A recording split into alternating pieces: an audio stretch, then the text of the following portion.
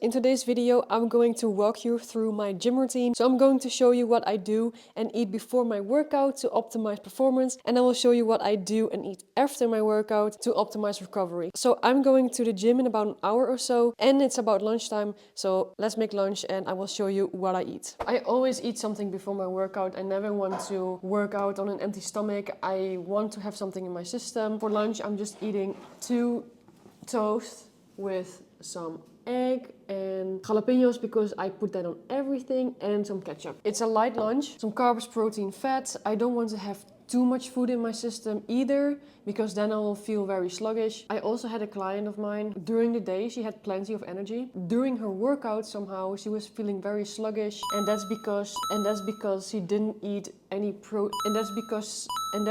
she didn't eat any carbs before. And that is because she... Oh my god! Je kan het niet because she. And that's... Because she. Yeah. And that's because... And that's because she did not eat any carbs before her workout. Are you for real? And since carbs are used for energy in the gym, you don't want to be eating too many fats and protein because then all of your blood goes to your stomach to digest the food you just ate. Don't forget to hydrate.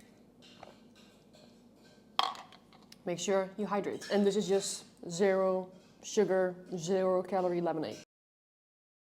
Okay, finish my food. I let it digest for like half an hour. This is also the time that you can take your creatine, take your beta-alanine, your pre-workout, any supplements of those. Let's go to the gym. What do you have there?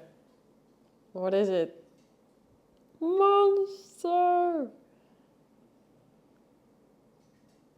Okay. Okay, so I'm in the gym right now. What I always do before I start my weightlifting is doing 10 minutes of cardio. I think it's super important to get a little bit into the mood. I'm going to do leg day today, so I'm starting with 10 minutes of biking, get a little bit of blood to my legs. I also use this time to look at my workout schedule. That's how I mentally prepare myself for the workout session. What also is very important before I go into my weights is I start with the dynamic stretches first. I'm doing 10 of those to stretch the sides of my glute and also the adductors on the inside. And then I also want to stretch my hip flexor and the hamstring. So I'm doing 10 of those as well. Because I'm going to start with squats, I also like to stretch out my hips, open up the hips so I can squat deeper and lower and have the flexibility to comfortably squat low. And also don't forget your ankles because you have no idea how much ankle flexibility is limiting your squat. So now that I'm fully prepared, warmed up and I feel loose, now let's go work out. Look around, maybe take it all in. We'll never be the same again. Play so hard, keep myself from falling. We're going up in flames. Don't want to leave, but don't want to stay. Caught in the feeling, calling your name. Thought I was dreaming, now I'm away. Boy, you hit me like a hurricane.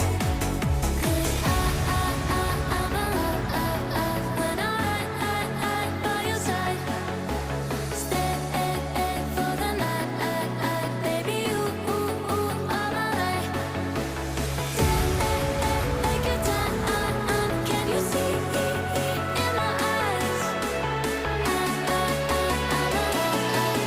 when I'm by your side.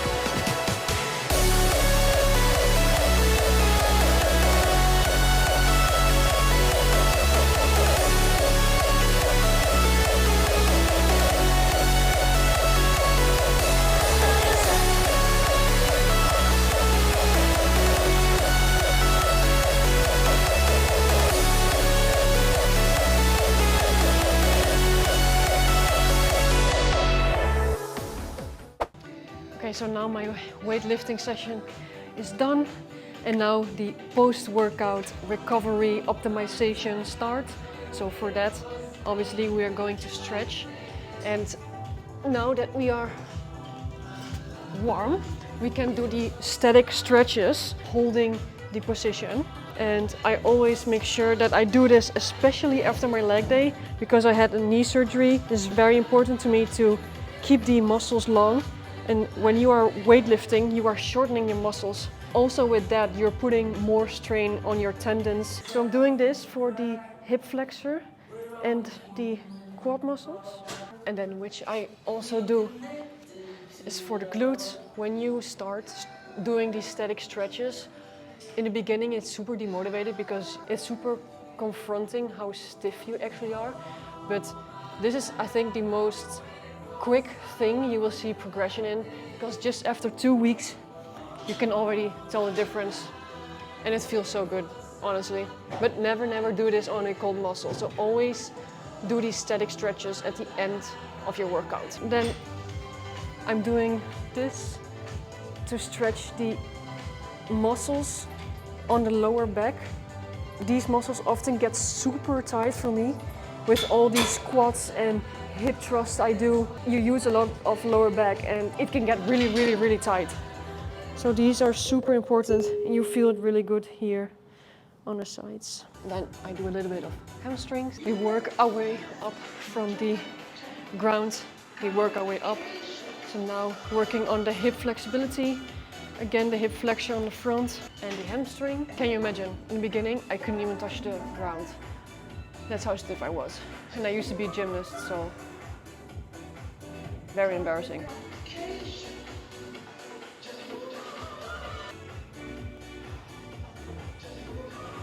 And then lastly, one more hamstring. Standing on my towel and using it to pull myself to the floor. And that's it. Now let's go home and make our post-workout meal. Back home, time to make the post-workout meal. So since you are using carbs as an energy source in the gym, you want to refill on some carbs and protein.